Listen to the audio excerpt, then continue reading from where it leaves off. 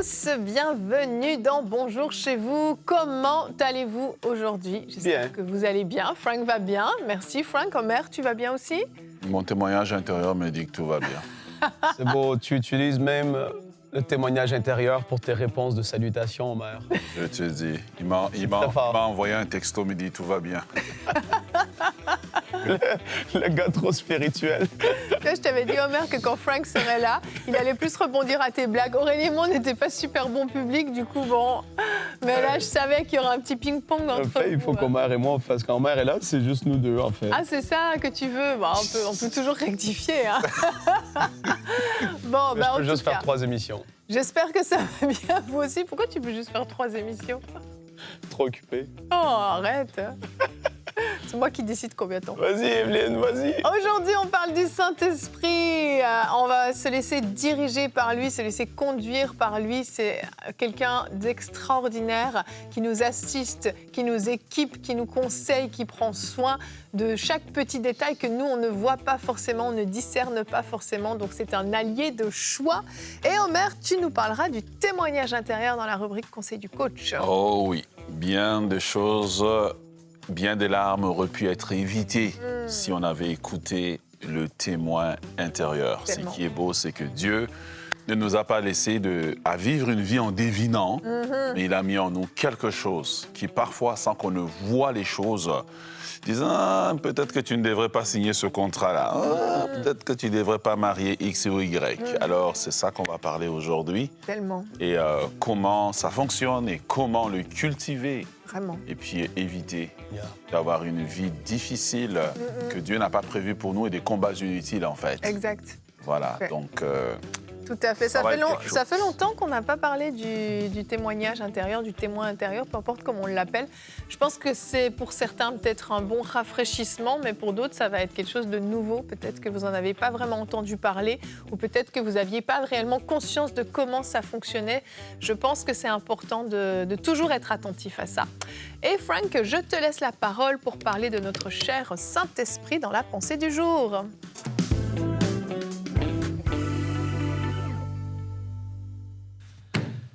C'est la pensée du jour la plus facile dans l'histoire de l'humanité que Evelyne m'a donnée aujourd'hui. Tu m'as demandé, je pense, de dire ou de parler de pourquoi c'est important d'être dirigé par le Saint-Esprit. Ouais, c'est bien. Ça te plaît pas? Tu peux l'accorcer. C'est très si facile, tu veux, en fait. C'est Tu veux pourquoi est-ce que l'accorcer. pourquoi est-ce que c'est important? C'est parce qu'il est Dieu. Il habite en nous, dans notre esprit. Il connaît toutes choses à l'avance.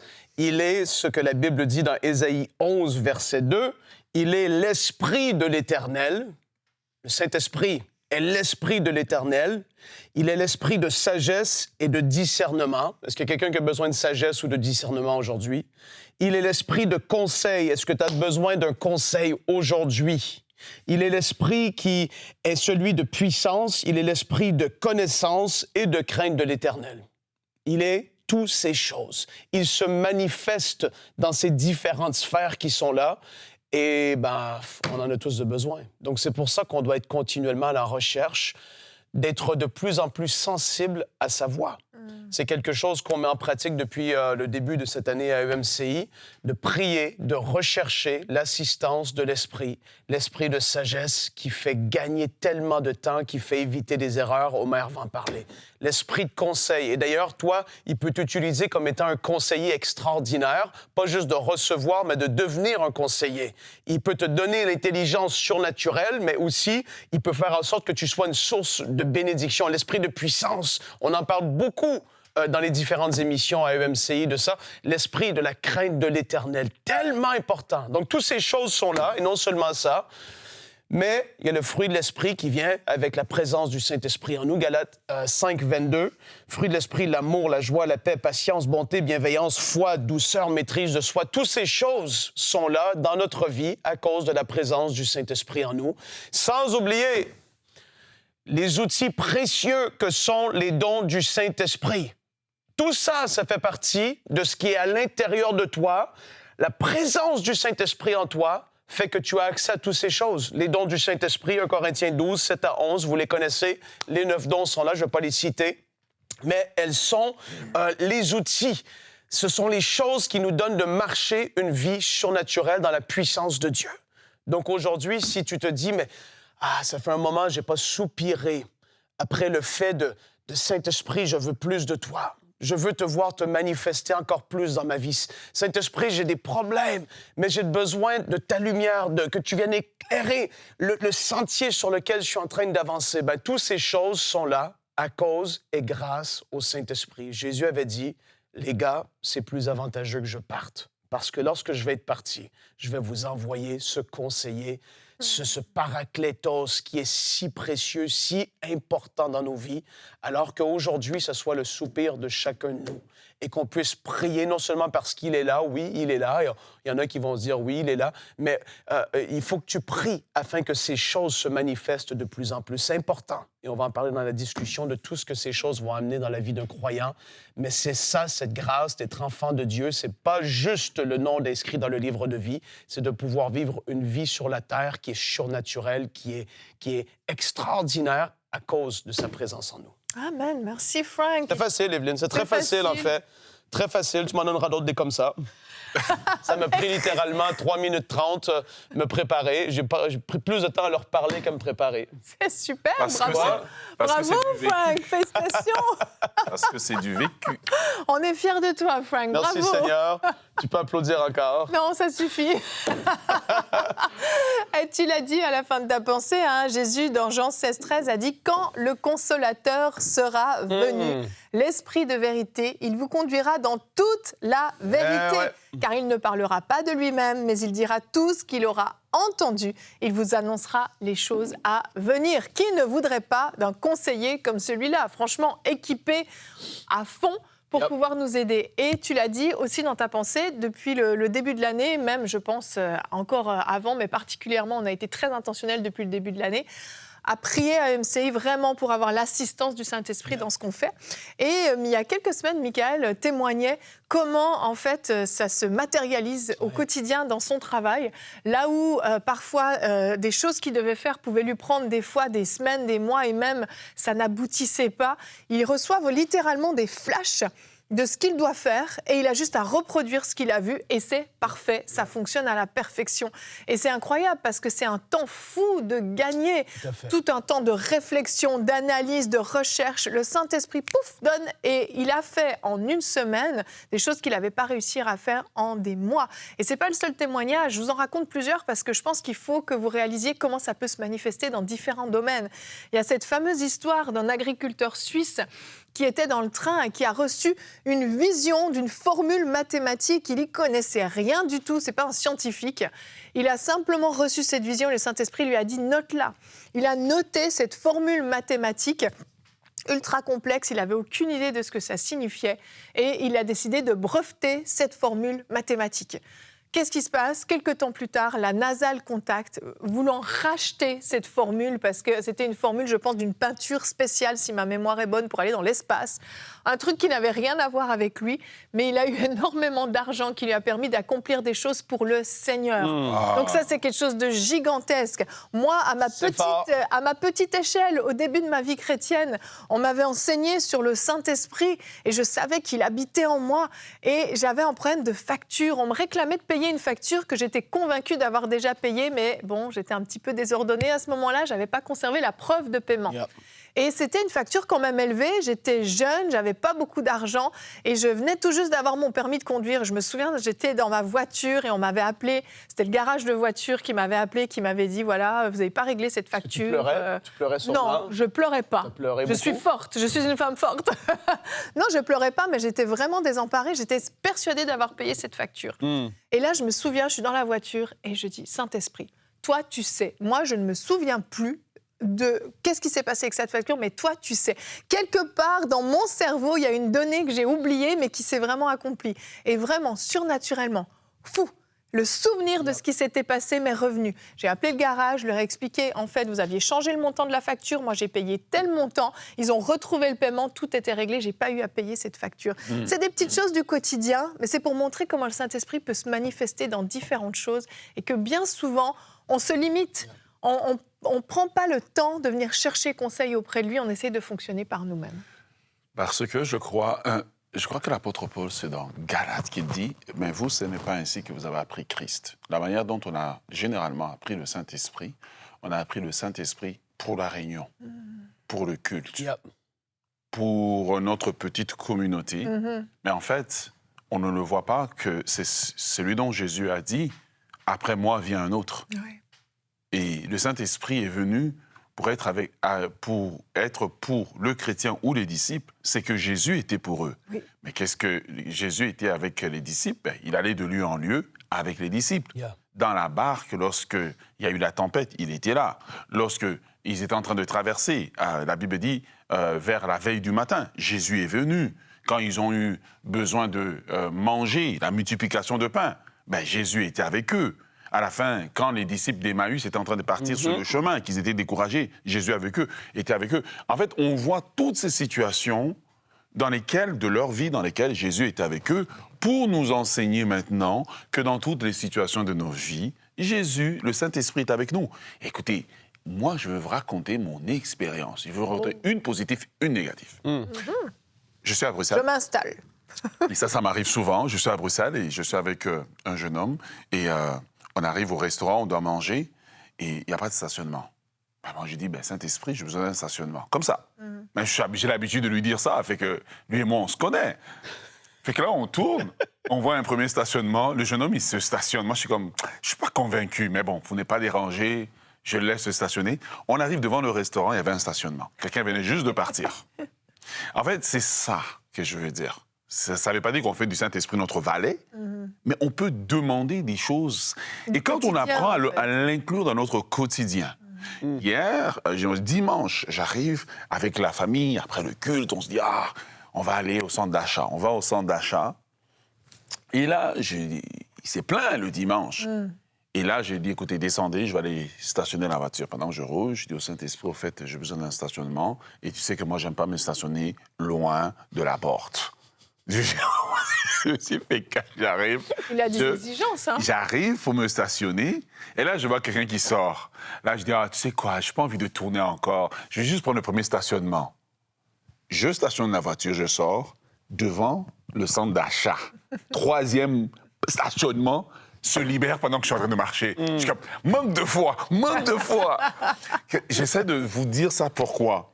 Parce que le Saint-Esprit nous a été donné comme Jésus était avec ses disciples. Et Jésus était là vraiment pour faciliter. Et parfois, on a juste enfermé le Saint-Esprit dans la réunion de dimanche et on sort. J'ai une dispute. Dis-moi comment je dois solutionner. J'ai un problème avec mon enfant. Saint-Esprit, montre-moi.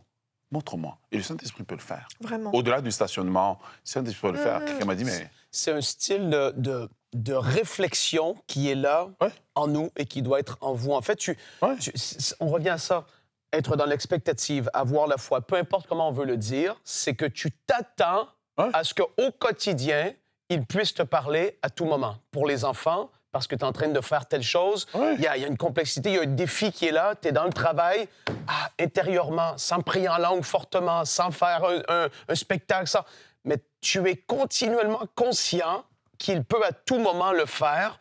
Et en fait, le fait d'être dans cette expectative et cette attente... va faire que, en effet, ça va se produire et tu vas te dire, je commence à entendre sa voix de plus en plus. Et on va parler du témoignage intérieur parce que c'est vraiment la méthode qui est la plus fréquente, j'ai envie de dire, par rapport à comment il va nous parler. Mais c'est quelque chose de précieux et aujourd'hui, c'est de prendre cette décision de se dire, Saint-Esprit, je veux augmenter mon niveau d'attente du fait d'entendre ta voix au quotidien. Je veux marcher à un niveau supérieur de cette grâce qui est là, comme on l'a dit au début, pour mon caractère, pour les dons, pour toutes les manifestations de qui tu es.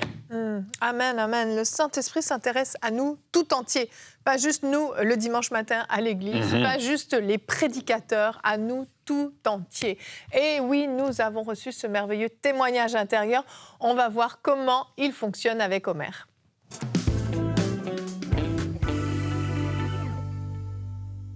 On aurait pu appeler la rubrique la mécanique du témoignage intérieur. On peut la renommer si tu le souhaites. J'ai l'impression qu'Evelyne a mal nommé l'émission aujourd'hui. Je sens qu'il y a une opposition sur c'est vraiment un échec total. Pardon, Dans messieurs. Romains chapitre 8, le verset 16, l'apôtre Paul dit quelque chose d'important. Il dit « L'Esprit lui-même rend témoignage à notre esprit que nous sommes enfants de Dieu ». Et je pense que ça, la rubrique, elle est juste terminée. L'Esprit lui-même rend témoignage. En fait, il vient de définir ce que le témoin intérieur est. C'est l'Esprit de Jésus en nous.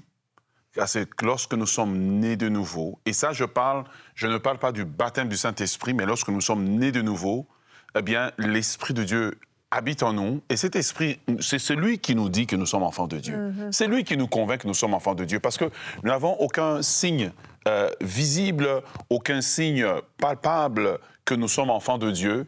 Mais nous avons reçu le sceau de l'Esprit à la nouvelle naissance. Et l'Esprit, au fur et à mesure que nous avançons, témoigne à notre esprit que nous sommes enfants de Dieu. Donc, la dimension où le témoignage intérieur fonctionne, c'est d'esprit à esprit, en fait, où il y a une communication qui se fait. Ce n'est pas une voix, nécessairement audible, mais c'est une conviction profonde que je reçois dans mon cœur, que je suis enfant de Dieu. Mais cette conviction ne se limite pas simplement à me convaincre que je suis enfant de Dieu, mais comme un fleuve à plusieurs branches, comme le disait un peu Frank vers la fin de la discussion qu'on avait, ce fleuve à plusieurs branches s'étend et commence à atteindre les différents domaines de ma vie, où l'esprit va parfois témoigner, où l'Esprit va parfois me reprendre, l'Esprit va parfois poser des restrictions ou parfois accorder des permissions. Alors, qu'est-ce que c'est que le témoignage intérieur n'est pas? Bien, ce n'est pas, c'est pas une émotion. Ça n'a rien à voir avec les émotions. En fait, ce qui est intéressant dans le témoignage intérieur, c'est que j'ai cette chose en dehors de mes émotions. Donc, je suis dans une situation, mettons que quelqu'un est dans une situation où s'il y a un danger, comme Paul dans les Actes des Apôtres, où le bateau est pris dans une tempête. Le témoignage intérieur lui dit « ça va aller ».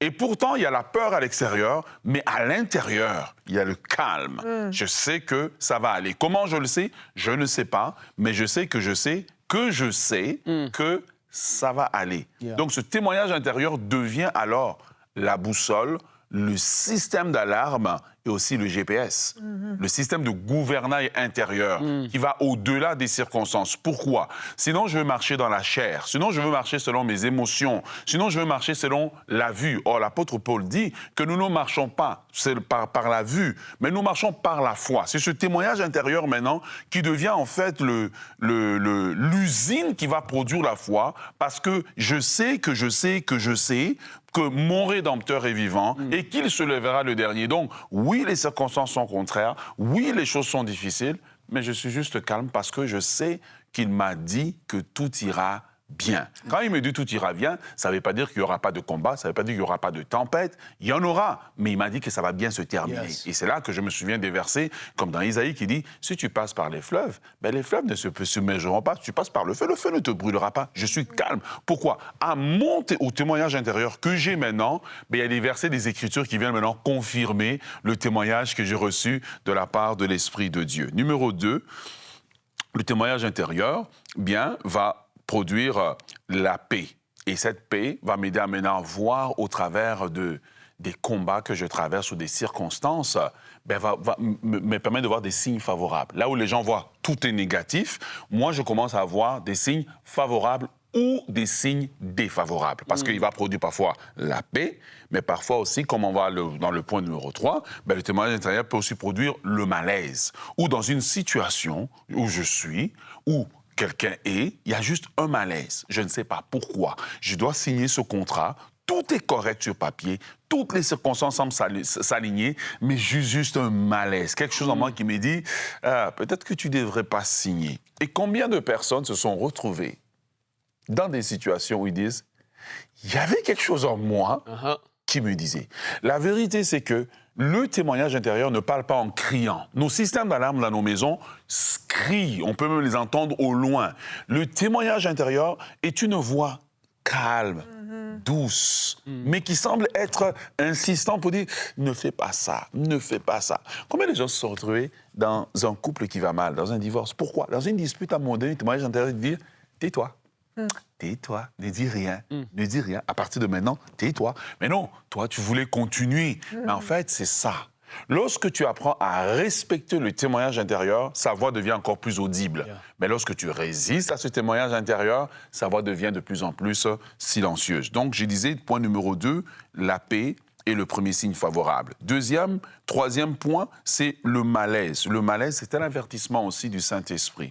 Et dans la culture ultra-charismatique dans laquelle on est, on pense que tout malaise, c'est le diable qui me résiste. Et on doit apprendre à être des chrétiens très équilibrés, hein, très équilibrés. Regardez, parfois la résistance, c'est l'Esprit de Dieu qui dit non, tu n'iras pas dans cette voie. Et parfois la voie, elle est bonne. Paul voulait aller évangéliser dans une certaine direction. Et il dit, l'Esprit de Jésus nous a résisté. J'aime bien le mot qu'il utilise, il nous a résisté. Et il a dû rester à un endroit, ne sachant pas quoi faire. À un moment donné, dans une nuit, il a eu une vision. Un Macédonien lui a dit, passe ici et secours-nous. Et parfois, nous devons accepter des moments où Dieu ne dit rien. Pourquoi? Parce qu'il a dit non. Et nous restons en place, je reste en place jusqu'à ce qu'il me montre la direction que je dois suivre. Au témoignage intérieur, maintenant, se rajoute la quatrième chose, c'est la confirmation par la parole. Le Saint-Esprit, maintenant, va nous confirmer par la parole. Mais pour qu'il confirme par la parole, je dois déjà avoir accepté soit le malaise qu'il a produit ou la paix qu'il a produit. Alors, il va me donner des textes de la parole auxquels je n'ai pas nécessairement pensé. Je suis juste assis comme ça. Je n'ai pas d'argent, mais j'entends dans mon esprit, ben mon Dieu pourvoira à tous vos besoins. J'ai eu une expérience extraordinaire un jour. Je suis dans une situation où je prie pour avoir une certaine somme d'argent qui dépasse tout ce que j'ai jamais demandé à Dieu. Et j'ai oublié le besoin pour lequel je priais. J'ai oublié, quoi. J'étais tellement préoccupé à aller prêcher, je courais partout, j'ai oublié le besoin. Et là, je suis dans l'avion pour aller prêcher. Et pendant que je suis dans l'avion, Éphésiens, je pense, 3:20. Et dans ma tête, tout le long, or à celui qui peut faire infiniment, par-delà tout ce que nous pouvons penser ou imaginer, à lui soit la gloire en Jésus-Christ. Et le verset ne me quitte pas. Et je suis en train de réciter le verset dans ma tête. Dieu peut faire. Mais moi, pendant que je suis en train de le réciter, moi, je pense à ma prédication. Mais ce n'est pas ce que l'Esprit est en train de faire. L'Esprit est en train de me dire que Dieu peut faire au-delà de tout ce que je pense et imagine. Mes amis, j'atterris, je fais tout ce que j'ai à faire. Quelques jours plus tard, la somme d'argent, le Seigneur me la donne. Le témoignage intérieur se sert de la parole comme étant comme un fertilisant, on dit un fertilisant, hein? Un fertilisant qu'on met dans fertiliseur. Et le français, c'est compliqué, hein? Franck, comment toi tu dirais ça? C'est quoi le mot? On a compris. Un fertilisant pour fertiliser justement, bâtir ma foi, mais aussi créer ce qui n'existe pas par la parole. C'est là que la parole vient maintenant pour créer une réalité qui n'existe pas. Et moi, j'étais en train de réciter ce verset que Dieu peut faire au-delà de ce que je pense, au-delà de ce que j'imagine. Et j'essayais d'imaginer dans ma tête des choses impossibles. Et j'ai vu Dieu le faire. Et c'est la même chose pour vous. Lorsque tu acceptes le témoignage intérieur, la parole va venir maintenant comme un moyen de créer ou de créer ce qui n'existe pas, ou d'ouvrir un chemin qui n'existe pas, ou de bien fermer une porte. Et tu vas voir que peut-être des personnes avec qui tu devais signer quelque chose, tu les avais vues d'une certaine manière, et la parole arrive comme une lumière et te montre un aspect que tu n'avais pas vu. Donc c'est pour cela que cet aspect-là est important. Et maintenant, lorsque tu arrives dans ce niveau-là où tu es en train de fonctionner avec la prière, avec la parole, une des choses qui va arriver, c'est quand tu pries, bizarrement, tu es toujours emmené à prier comme dans sur ce sujet-là. Mais souvent, ça va arriver, le Saint-Esprit est tellement sage que si tu es baptisé du Saint-Esprit, tu vas te retrouver en train de prier en langue, et puis c'est comme si tu combats dans l'esprit, c'est comme si tu es en train de lutter, mais en réalité, tu es en train de prier sur cette situation-là, parce que maintenant, le témoignage intérieur a emmené la parole a emmené la prière insistante. Et là, tu es en train de prier, tu es en train de lutter dans la prière. Pourquoi? Parce que peut-être il y a une dimension que tu n'as pas vue de la chose. Mais tout commence lorsque j'apprends à écouter la douce voix du Saint-Esprit. À ce sujet-là, Kenneth Hagin a écrit un excellent livre, « Comment est-ce que vous pouvez être conduit par l'Esprit de Dieu ou par le Saint-Esprit ». Je ne connais pas la traduction exacte française. Lorsque j'ai passé toutes ces étapes-là, souvent, qu'est-ce que le Seigneur va faire? Il va maintenant emmener une confirmation par des conseils sages. Des gens qui, soudainement, autour de moi, se mettent à parler. Parfois, ils ne me parlent pas à moi directement. Vous savez, quand Gédéon est parti, il n'était pas sûr s'il devait aller attaquer les Madianites, il est arrivé, puis quelqu'un racontait un rêve. « Ouais, j'ai rêvé hier soir. » Mais en fait, c'était une confirmation qu'on lui donnait. C'est vrai. Ce sont les conseils sages. Les conseils sages, parfois, c'est que tu vis quelque chose et tu arrives, le pasteur est en train de prêcher, mais c'est comme si Dieu était en train de te parler. C'est ça, le conseil sage. Oui. Le conseil sage, c'est qu'il est en train de prêcher, et puis, dans sa prédication, il donne une illustration. Oui, il y a quelqu'un qui devait marier quelqu'un, et puis il n'a pas écouté la voix de Dieu. Et puis là, tu dis, on me vise. Non, on ne te vise pas. Dieu est en train de te donner un conseil sage. Écoute le conseil pour que demain, tu ne puisses pas pleurer. Donc, les confirmations des conseils sages. Ensuite de cela, il est important d'apprendre à demander à Dieu de nous aider à distinguer entre sa voix, la voix de la chair, et la voix de l'ennemi. Je voudrais terminer en disant, le discernement, ça s'apprend.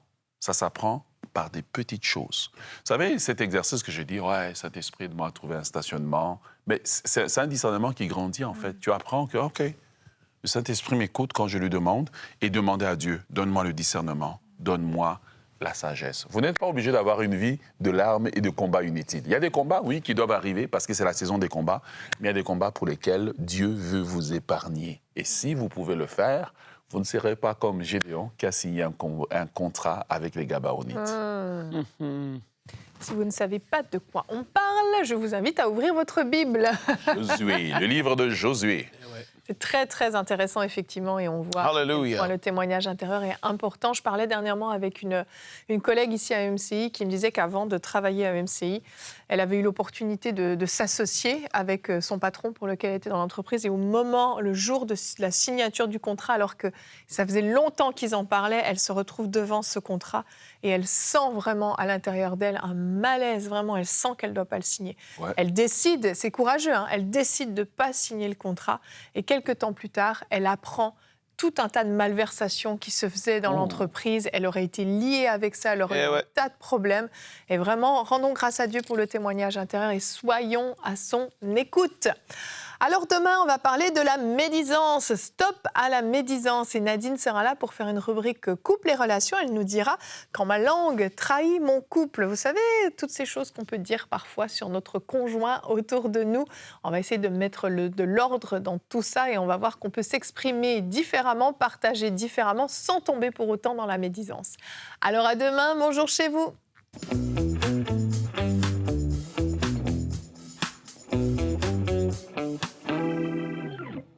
Hello Lolo, j'espère que tu vas bien. Comme tu le vois, je suis devant le centre EMCI qui est entouré d'une magnifique érablière, comme tu peux le voir derrière moi. Et ils sont en train de récolter du sirop d'érable en ce moment. Je ne sais pas si tu vois, mais il y a des petits seaux en bas de ces arbres. Et de la même manière qu'ils sont en train de récolter du sirop d'érable, eh bien, depuis toutes ces années, nous, on a récolté des milliers et des milliers de témoignages. C'est vraiment la saison où le Seigneur fait des choses formidables. On a commencé dans un petit sous-sol en région parisienne. On n'avait vraiment pas grand-chose et Dieu commençait à toucher des gens. Aujourd'hui, à travers ce centre EMCI, c'est plus seulement quelques centaines ou quelques milliers, mais c'est vraiment des millions de personnes qui entendent parler de Jésus. Alors, je veux te remercier à toi qui as soutenu l'œuvre de Dieu. Et si tu n'es pas encore partenaire avec cette vision de EMCI, ce que Dieu est en train de faire aujourd'hui, je veux t'encourager à devenir partenaire en allant sur emcitv.com/don.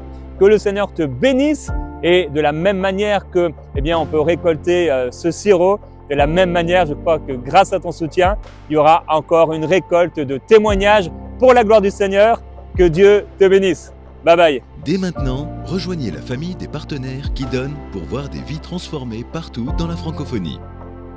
Pour faire votre don, rendez-vous sur emcitv.com/don.